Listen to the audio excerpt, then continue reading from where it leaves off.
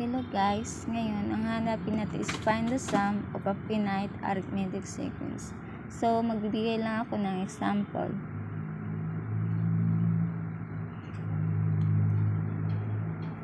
So ang number 1 natin is 1, 4, 7, and 10. So ito ang formula na gagamitin natin ngayon.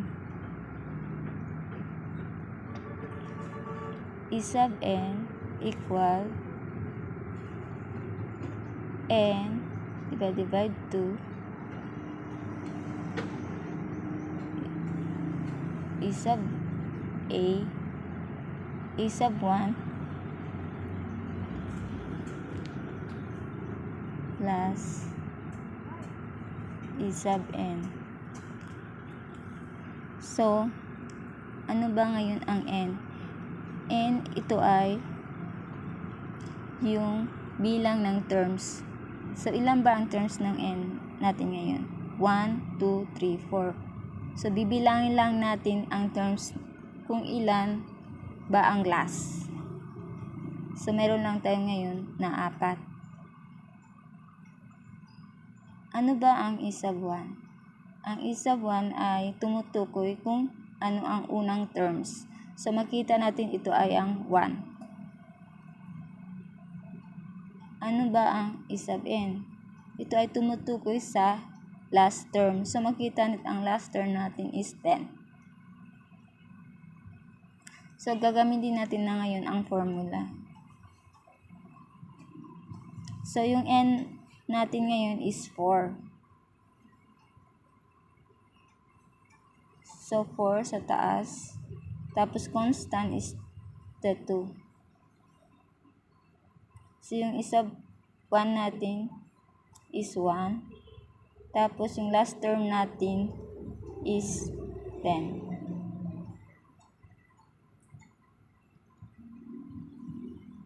So 4 divided 2 is 2.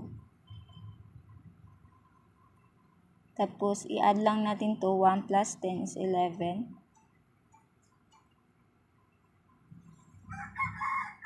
Put the e sub 4. So 2 times 11 equals 22.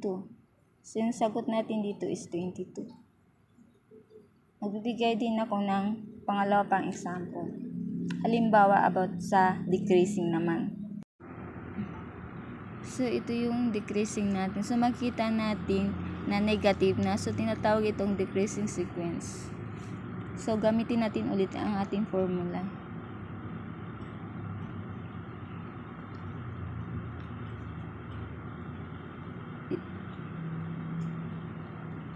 E sub n divide 2 open parenthesis e sub 1 plus e sub n.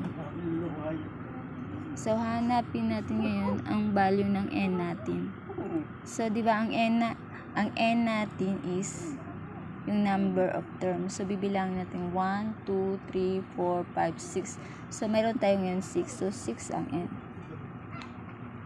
Ngayon hanapin natin yung atin is 1 or ang first term. So ang first term natin is the positive 2.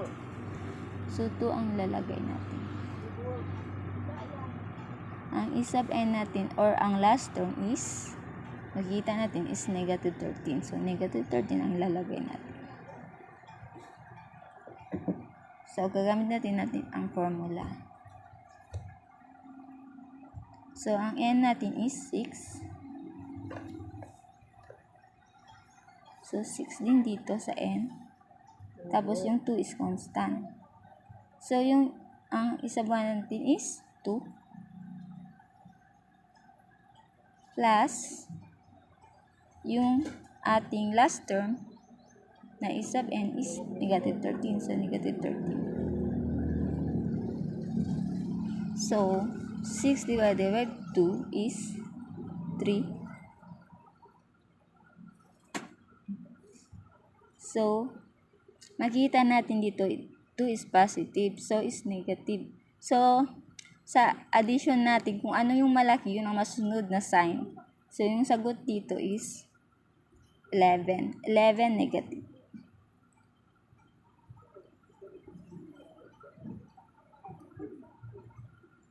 So, 3 times 11 is 33. Negative. Bakit negative? Sa multiplication, kapag ito ay positive, tapos ito negative, so ang sign is negative. Kapag ito ay negative to negative, ang sign, example, halimbawa ito is negative 3, ang sign dito is positive. So, wag nang lagyan ng sign na positive. Pwede na ilagay yung 33.